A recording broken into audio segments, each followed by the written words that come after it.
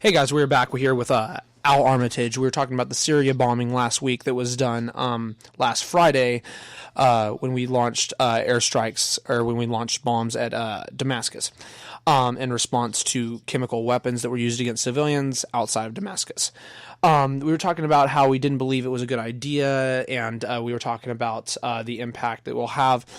In terms of that, I don't know how big of an impact it will have. I think that Russia definitely is not happy with the way we've acted in this. And I was stating to you in the last part of the show that I don't think this will lead to World War III. But if it does lead to a bigger conflict, honestly, what I'm worried about most out of everybody is Japan. Because Japan is actually our ally. And even though they have a really strong military, look who's bordering them. Russia, China, North Korea, all enemies of them. They're literally surrounded by everybody that hates them. And that scares me, because then we would be sucked into that over there, and it is almost a parallel of World War II.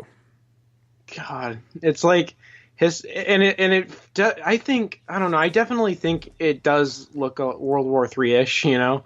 Like, I'm not gonna say this isn't gonna cause World War III, because I mean, you just look at all the conflicts and stuff happen. But my question is, who do you think would be like the Allied forces? Who do you think would be like kind of the Axis forces? You know, like who do you think would, like, we would be against and stuff like that? Well, we definitely, Britain and France would be on our side. Yeah. We would be against Russia, China, depending North Korea, if they really want to get involved with that fight. But see, all of what we're talking about here is another reason, in my opinion, why we really need to strongly consider our relationship with NATO, because so much we're looked at as who's responsible to take care of any human rights violation or anything like that. And don't get me wrong, these things that happen to these people, even if it was done by Assad, is terrible. I'm not denying that. The difference is how you respond and how you act to it. In reality, we just need to completely get the heck out of there. We've talked about this before, remove all foreign aid. It's just not smart. And people will use the P word against you, calling you a pacifist and stuff. But those are people who don't understand what non-interventionism is, what isolationism is, and honestly, quite frankly, what conservatism is. Yeah, and it's funny because I actually got called a pacifist for taking a stance against Syria by one teacher. I'm not going to mention their name, but yeah, how am I a pacifist for saying, all I'm saying is that we should mind our own business, and they didn't even attack us? It's like, how am I a pacifist? Quite frankly, I think people who use that word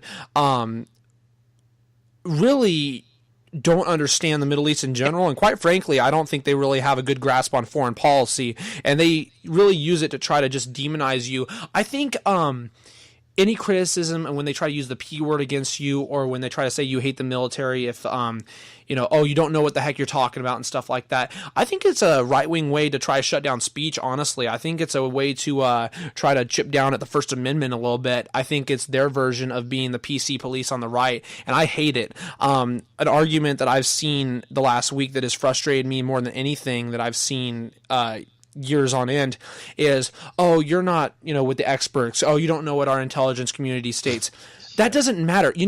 What you're saying by that is that you trust them blindly, and you claim to, say, oh, we shouldn't trust government agencies blindly. But when it comes to the military and the police, oh, we can. And that's frustrating, because you should always question authority, especially when it's your tax dollars that are going towards it. And that just tells me that they have no argument. At that point, they have no argument. They understand that conflicts have only gotten us into worse situations, but they don't care. They still like romp the military, which is fine, because I have no problem with having the biggest military in the world. But if you care about the military, you would want to not do this shit and have people actually be more closer to their families at home, not have more troops die, not have John Bolton as Trump's crony. These people are the biggest hypocrites on the face of the earth. I'm sorry, but they are. But it's like conservatives, it's so funny how they get so worried about big government whenever there's a Democrat in office, but all of a sudden when it's a Republican in office, or if it has to do something with police or military or something like that, they're all for big government. I mean, they're one of the biggest hypocrites on that issue. Right. And just because you're not involved with the military doesn't mean you don't know anything about it. Yeah, I you know can how much we definitely spend. criticize it, I know yeah. what we've done. I know that the Iraq war was a failure. I know that the Afghanistan war is a failure. I know that we have moved the goalpost in Afghanistan from saying, oh, let's go get bin Laden. We did. Okay, let's go after Al-Qaeda. We've pushed them back. Oh, now it's the Taliban, who didn't even have anything to do with 9/11 at all, but that means that it gives us a justification to stay over there and participate more in a failure of a war, have more of our resources go towards the military-industrial complex instead of going towards infrastructure at home. And, ironically, that's what Trump ran on, America first, but he hasn't shown it. Yeah, and it's like conservatives are also so America first, but how come they're so hell-bent on going to war in the Middle East? It's just so funny, the amount of hypocrisy when you hear conservatives talk about foreign policy. It's like, dude, you can't say America first when you're for foreign conflicts 24/7. Well, and they always want to talk about the debt, and I do too. Or what, 20, yeah, but 21 military million spending is one of our biggest problems. Right, They don't exactly. care. No, we're 21 trillion in debt. In fact, let me look at this. I bet you we're at 21 trillion. Let's see. Yeah. US debt clock. Let's see. We are 21.1 trillion. Trump has expanded the debt by $1.5 trillion. And you know what I've heard by conservatives on that? Oh, yeah, for sure. And it's like they get so they're hell bent on Obama for like raising it, but yet they won't say anything about the amount that Bush raised on it or the amount that Reagan raised on it. It's like, no, they're the good guys, right? It doesn't even matter. They're on our team. It's like, get some critical thinking skills and criticize everyone. That's what I do. I don't just attack people if they're on my team, or don't attack people, I mean.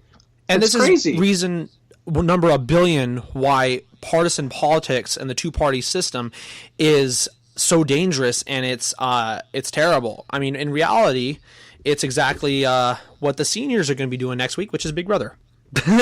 Oh, yeah, huh? I forgot about that. Yep, Big Brother wants you to be silent when it comes to criticizing anything that America does. So stupid. Yeah, you'll have fun with that next year. No, I'm sure I will. Yeah, no, but yeah, no, I agree. I think it's a terrible thing, and we really need to look at what our decision making is when it comes to the Middle East.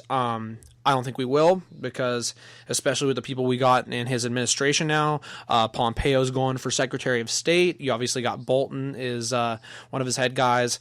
So it's a dangerous cabinet right now. And honestly, that brings me to another issue. What impact do you think that will have in 2020? Do you think he will make it to 2020? Do you think somebody's going to try to primary him in 2020? What are you expecting when it comes to 2020? Okay, so that's interesting. Well, I think that there's like multiple possibilities that could happen. I think Paul Ryan could definitely primary Trump in 2020. There's rumors about him doing that. And honestly, I wouldn't even be surprised if he got the nomination.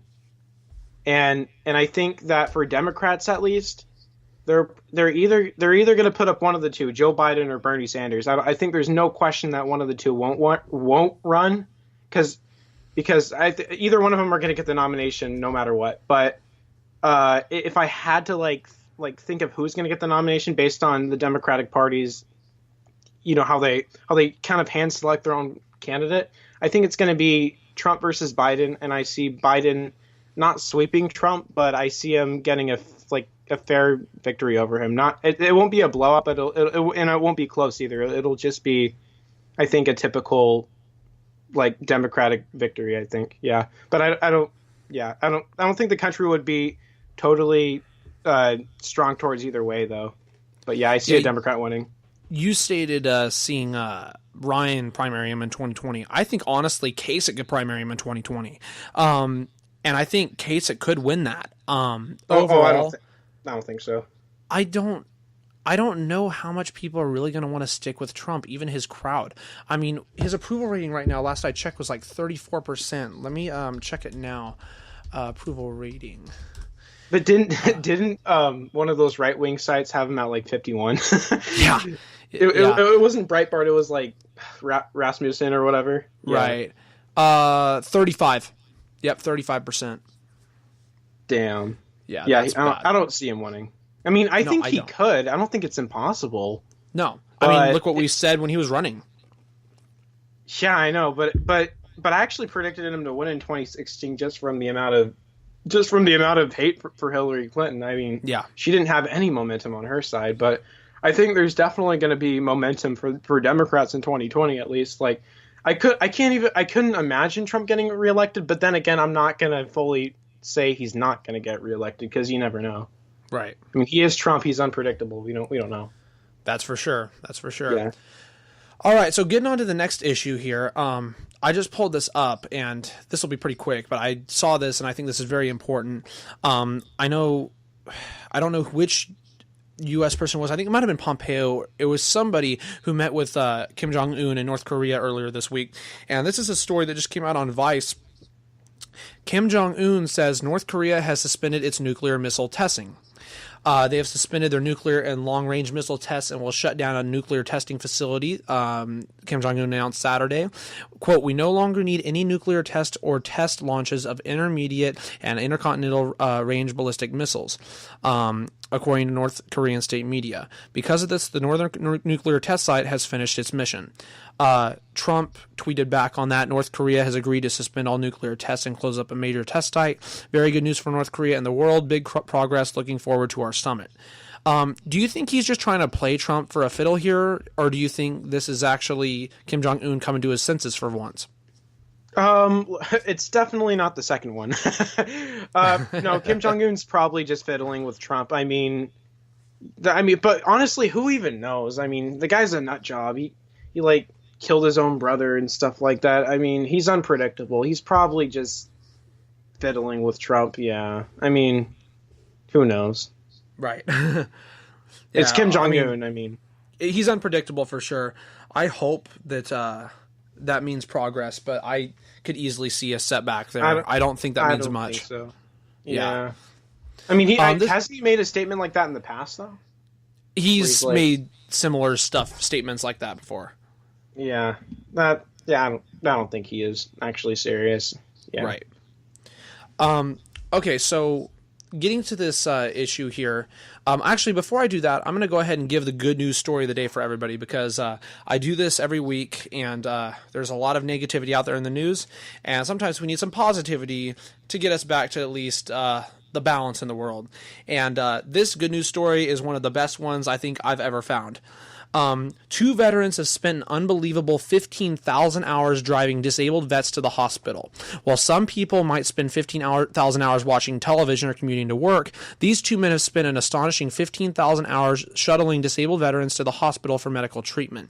Over the course of the last 16 years, Bernardo Jaramillo and Mel Ortega have ensured that any veterans who may live in the smaller, more rural communities of New Mexico can be transported to the Raymond G. Murphy VA Medical Center in Albuquerque for major procedures and treatments. Their services are offered through the Disabled American Veterans, a nonprofit that helps disabled ex-military members and their family apply for benefits. 85-year-old Ortega has driven a staggering 200,000 miles for the service, while 70-year-old Jaramillo has driven 100,000. Both of the retired Army soldiers say that they enjoy driving for the veterans because it allows them to make new friends while they're on the road, and they're able to visit their old acquaintances in the hospital. I think that this is just an awesome story, and it just shows that what private citizens can do for people who are in need. I think it's just awesome to know how much that they still care for their fellow soldiers and fellow troops. See, this is the good part of the military and the side of the military that is never shown, and I think that this goes under sometimes, and this is something that is a very good story. Yep. I totally agree. Can't disagree with that one. Yeah, and it's funny how it's like you hear people on the left will say, yeah, we need government aid and stuff like that, but you can see, like you said, private citizens can do just as good, maybe even better. Right, for sure. No, I 100% agree with you. I really wish stories were like that were covered in the mainstream media, but they focus way too much on negativity. I mean, that's something that actually, they do cover good news stories sometimes. That's worthy of being covered. That is so worthy. That is like awesome. Yeah, but good actions don't get attention, I guess. It takes integrity. Not. Yeah, we live in an imperfect world, unfortunately. I got one more thing I want to talk to you about. I'm going to go ahead and end part 4 real quick here for you guys. Once I'm done with Al, I'm going to have my friend Bailey who's going to be on, possibly my friend Ricky as well.